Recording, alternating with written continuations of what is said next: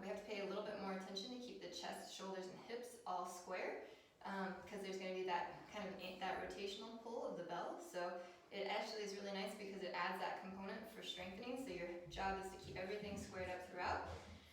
But one of the first things we can start with is just working on our single arm hike. So we're going to set up in that same usual stance, bells out in front, right? We're going to tip the handle towards us like so.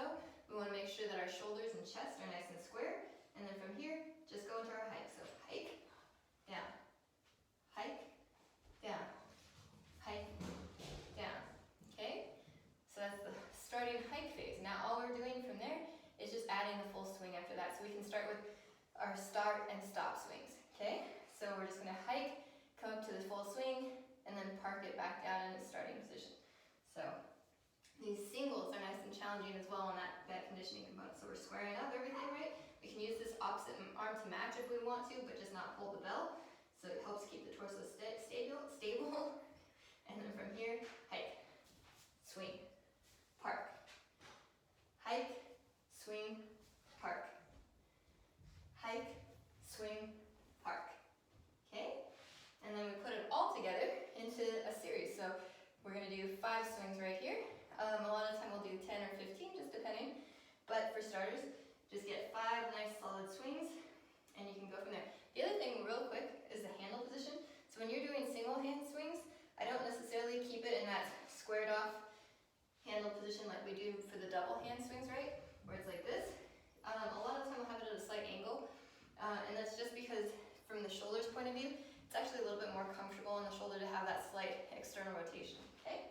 So we're going to be here, set up everything just like we would normally, right?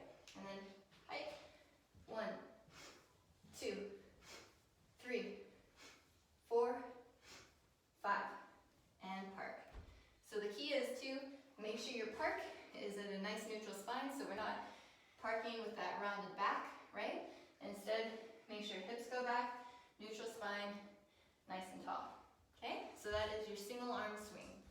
All right, so we've seen our single arm swings from the back, or rather from the side. We just want to see them from the front, so you can get, again, a good idea of that alignment.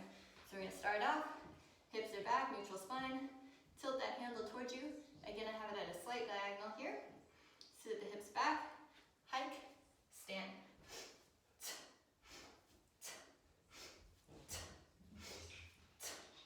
So you can see, I'm really working to try to keep my chest, shoulders, and hips square throughout.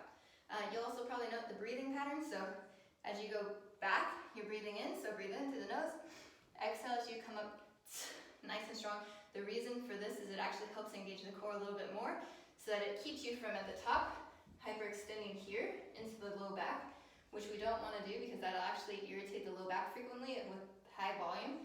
So every time, just think about exhale, shorten the front half, squeeze your butt nice and hard, just like you're doing a plank, and that bell's just floating up in front of you, okay? So you're like a statue.